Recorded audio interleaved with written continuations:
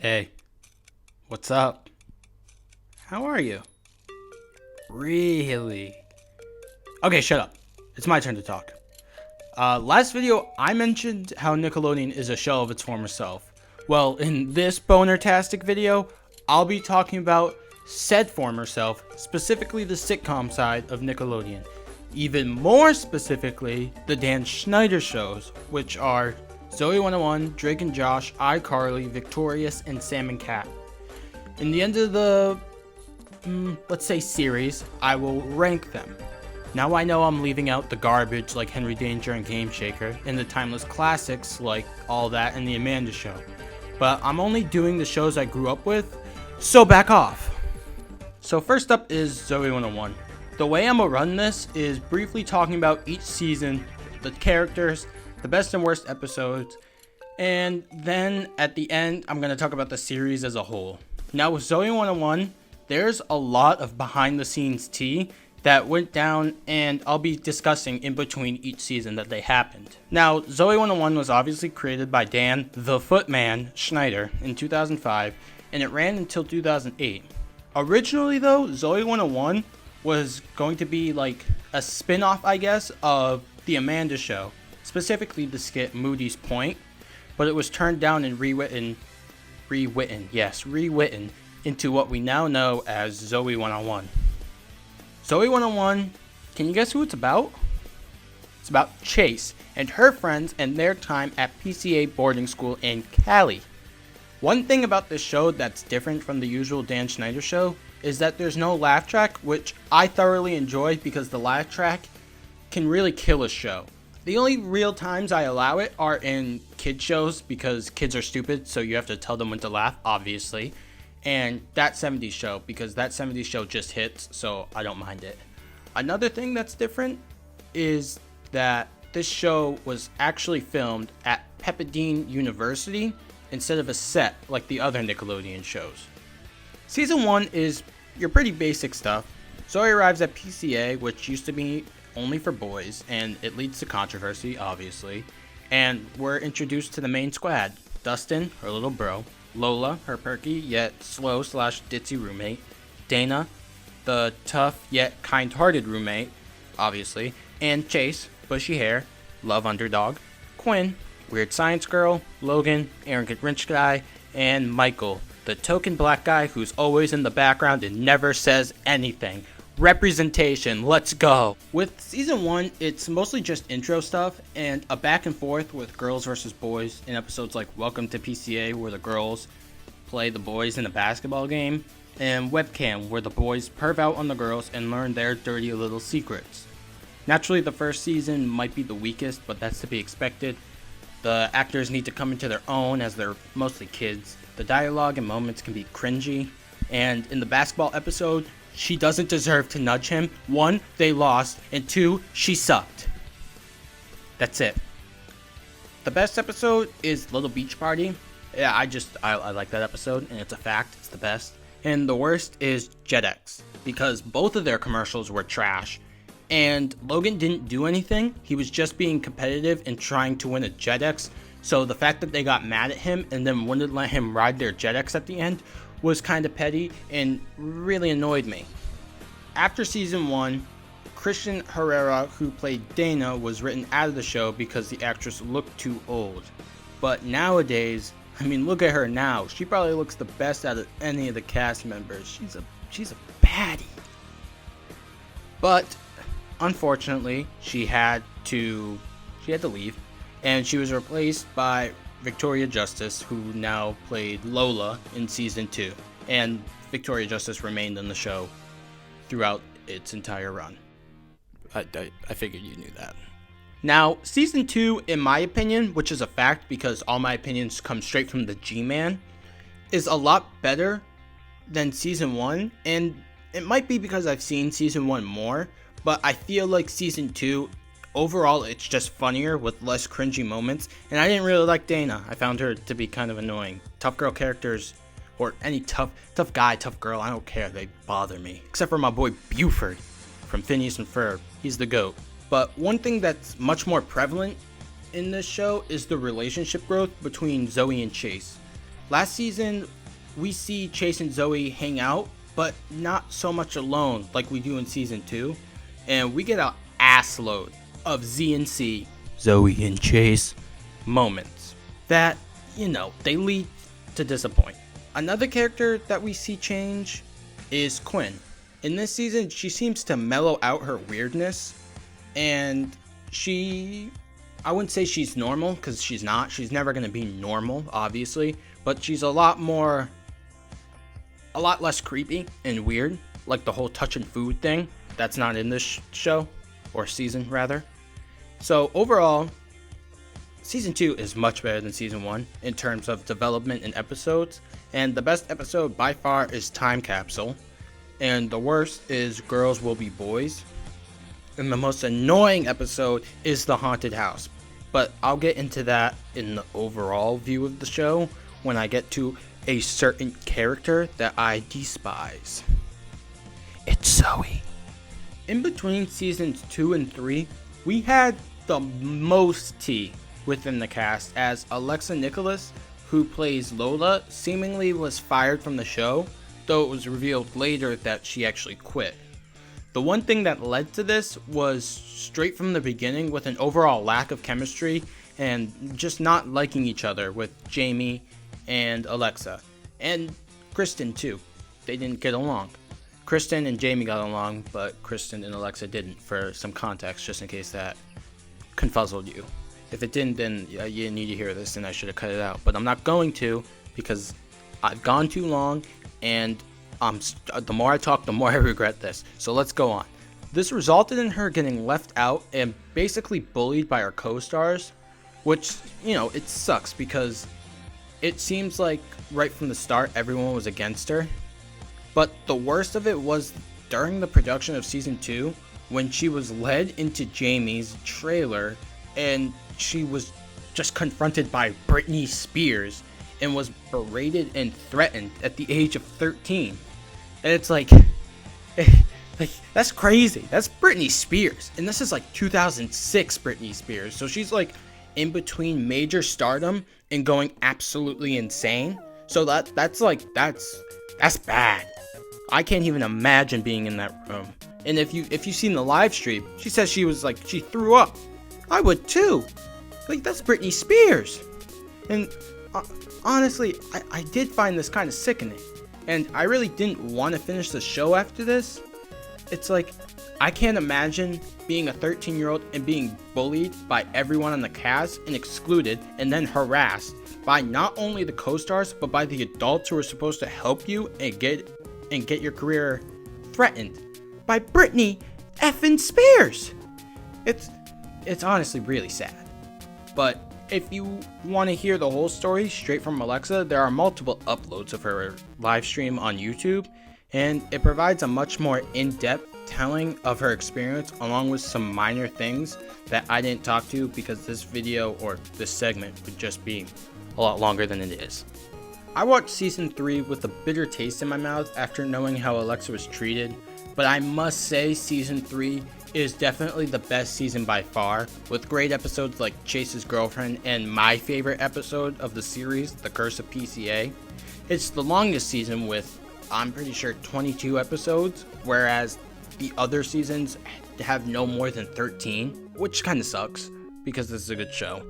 There is a little bit of progression between Chase and Zoey, but they continue to disappoint when Zoey leaves for good, because she's the title character, so she's for sure, she's out of here. She's gone. We do get more focus on the great Coco, as she eats ribs, cries, eats ravioli, cries, and everything in between. You know what he bought me for a present? Do you want to know what I got for Valentine's Day? A pretzel. A big old pretzel from the gas station.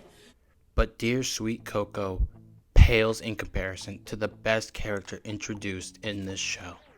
Stacy Mo frickin' Dilson, the cotton swab loving, extreme lisp talking queen, comes into the show, and every moment with her makes my life feel less horrible. On the opposite end of Season 3, we have the bad. 2 episodes in this show might actually be the most annoying and worst episodes of the series. Zoey's balloon and the Great Vince Blake. Starting with Zoey's balloon, the episode itself isn't that bad. The blackmail and everything's pretty cool.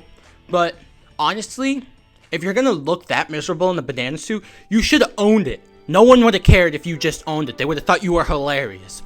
Also, your secret's not even that bad. You are literally a national icon for a sunscreen. And honestly, whoever took that picture of you, that's child pornography. Unless it was like your parents and they submitted it, in which case that's okay, I guess. But still, that's nothing to be ashamed of. You're a national icon. Like that's not bad. You know? Having 6 toes on 1 foot, that's weird. Being on the cover, on the every bottle of sunscreen that people use, that's sick. I'd be like, yo, you know that's me with my bare ass out on that sunscreen? That's me. That's so cool. So Zoey hiding that secret was so stupid. I hate her. She sucks, but I'll get into that later. Moving on to the Great Vince Blake. This episode sucks too. Give me a second.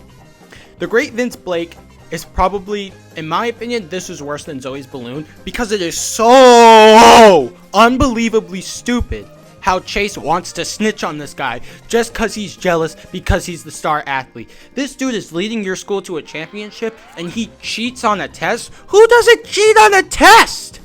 Who? No one cares. Like that is not something you snitch about. And then he gets himself beat up. Was it worth it? Was it worth it? Everyone in the school hates you. You got beat up by the football team. Why? Oh, because Vince Blake is superstar and I don't like him. Blah. Like, oh my god. Dude. Grow up. He didn't do anything. He did, obviously, okay. He did, cheating is wrong. You shouldn't cheat. But it's high school and everyone cheats in high school. If you never cheated in high school, you're lying and you're going to hell. So, Chase, how about you just back off my boy Vince? Because you kind of ruined his life and you ruined PCA's chances of getting their first ever championship. You bum! Oh my god, this episode makes me so angry. Honestly, listen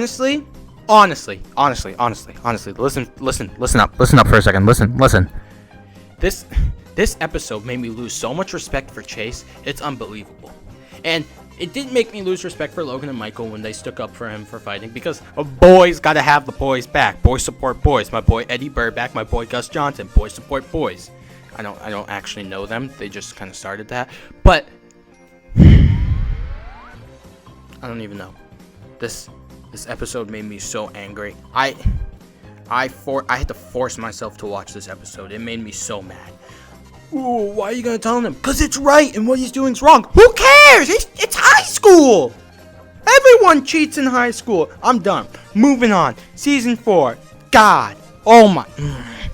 Coming off of that heated argument, Season 4 is some ass. I couldn't even finish it. I skipped over some episodes because it was just bad, man. It's awful.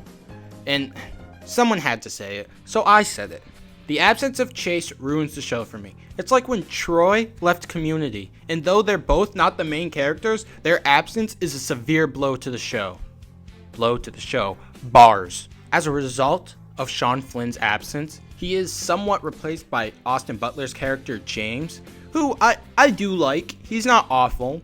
His jokes are a bit lame, and him dating Zoey kind of sucks, but I don't hate him. And I must say that this show must not pay attention to their own episodes, because in Season 3's episode's Quarantine, his name is clearly Daniel. So either Daniel has a twin, or the lore has been broken. But regardless, the addition of James is like when That 70s Show, to That 70s Show's references, what's up? When they add Randy as a replacement for Eric Foreman. Chase, like Eric, does make a return in the season finale, and we get that long-awaited smooch between Zoey and Chase.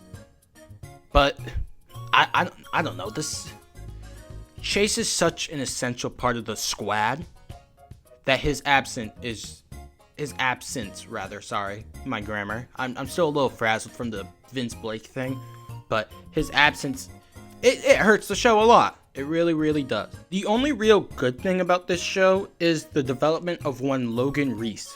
With Chase gone, Logan and Michael's bromance strengthens, and Logan overall just becomes more likable and less of an obnoxious rich boy E.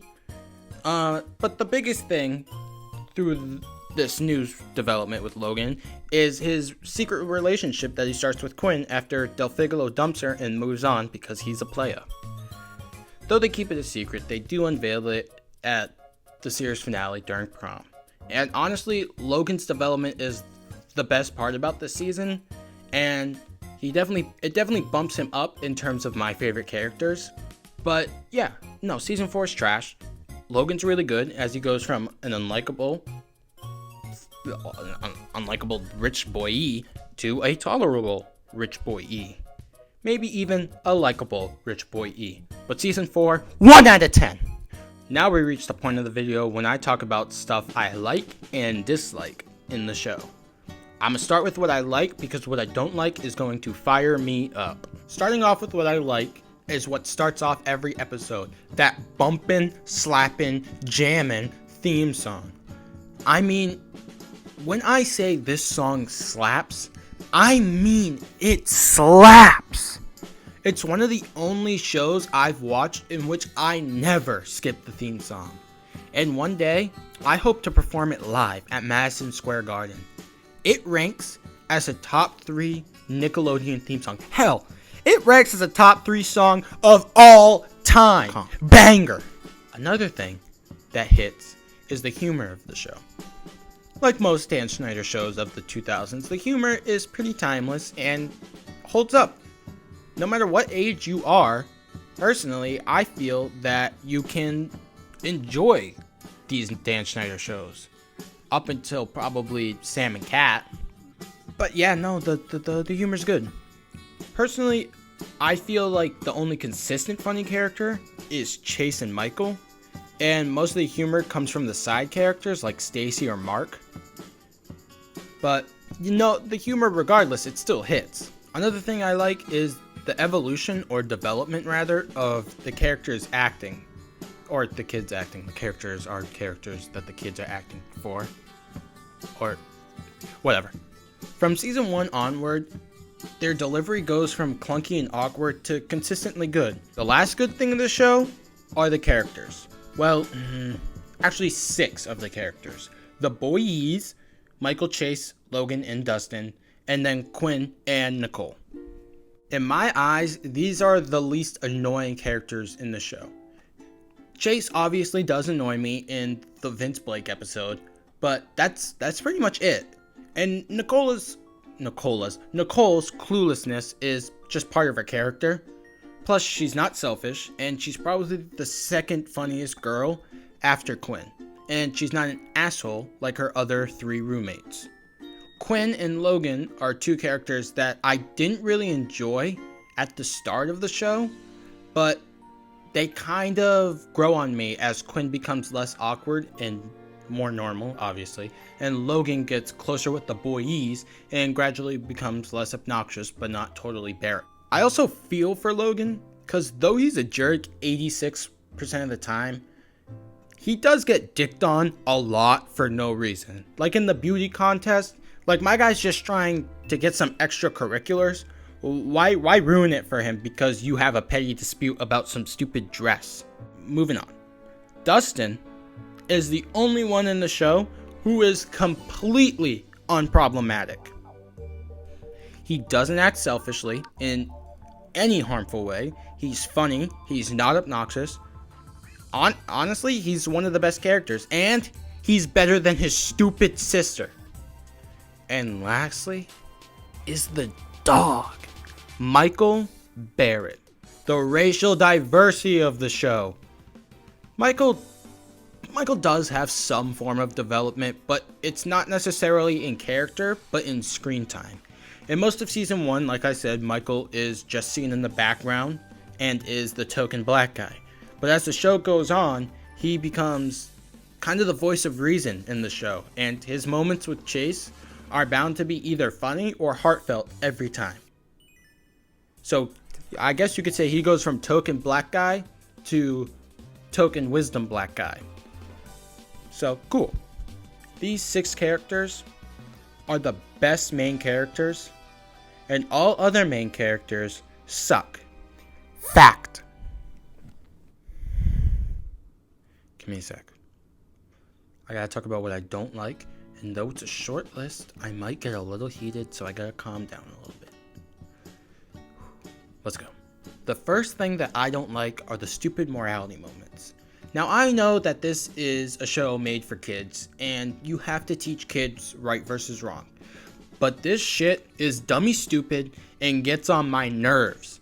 Obviously, the biggest offender is the great Vince Blake, but I already spoke on it, so I'm gonna move on.